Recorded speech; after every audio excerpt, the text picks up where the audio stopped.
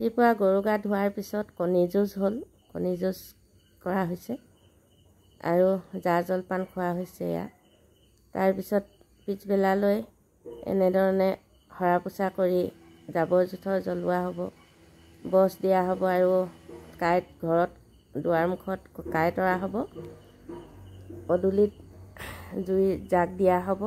আজিৰ পৰা যিহেতু বিচনী আমি ব্যৱহাৰ কৰিম, যদিও ঘৰত ফেন হ'ল তথাপিও পৰম্পৰা অনুসৰি কৰা হৈছে। এয়া এনেকৈ জাক দিয়া হৈছে, বিচনী ব্যৱহাৰ কৰা হৈছে আজিৰ পৰা। তাৰপিছত ৰাতিপুৱা ভাগলৈ সেৱা সৎকাৰখিনি যিখিনি কৰা হ'ল আমিও কৰিলোঁ, আমাকো কৰিলে।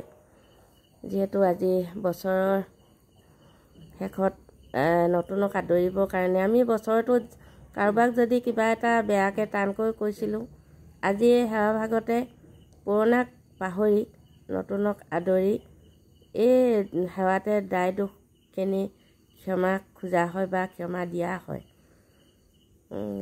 সেইখিনি আমি পিঠা পনা তৈয়াৰ কৰাৰ উপৰিও বা প্ৰস্তুতি কৰাৰ উপৰিও এই ধৰণে আমি নিয়ম নীতিৰে বিহু উদযাপন কৰা হয়। যিহেতু কৃষিভিত্তিক আমাৰ বিহু, এই বিহু তিনিটাৰ ৰঙালী বিহুটো বিশেষকৈ খেতি আগে আগে কৰা হয়, উদযাপন কৰি অহা হৈছে। লাহেকৈ কৃষকসকলে খেতি পথাৰত লাগিব বিহুৰ শেষত। আমি এনেকৈয়ে যিখিনি সৰুকালৰ পৰাই দেখি আহিছোঁ তেনেকৈ এইখিনি কৰি আহিছোঁ। নাজানো বাৰু, মই যিখিনি দেখিছোঁ সেইখিনি মোৰ নিজৰ সন্তানক শিকাবলৈ চেষ্টা কৰিছোঁ, বোৱাৰীকো শিকাইছোঁ। তাতকৈ যদি আৰু বেছিও কৰিব লাগে সেইখিনি নাজানো, কিন্তু সদ্যহতে মা দেউতাই যিখিনি শিকাইছিলে মই সেইখিনিকে মই মোৰ ঘৰখনক আকৌ শিকাবলৈ যত্ন কৰিছোঁ। জুমুঠি বুলি কয় আমাৰ গাঁৱলীয়া ভাষাত দেই, আপোনালোকৰ ফালে কি কয় নাজানো। এইটো এনেকৈ আমি জুমুঠি বনাওঁ। যিহেতু আজিকালি বাৰু কাৰেণ্টৰ ব্যৱস্থা হ'ল, ফেনৰ ব্যৱস্থা হ'ল আৰু মুখ খেদা ধূপ ওলালে, তাৰপিছত তোমাৰ গুড নাইট ওলালে। এতিয়া আৰু তেতিয়া আমি সৰুকালৰ কথাটোও বেলেগ বাৰু। এতিয়া চব এইটো জুমুঠি এনেকৈ বনোৱা হয় আৰু এই জুমুঠিয়ে মুখ খেদোৱা হয় ধোঁৱা দি পেলাই।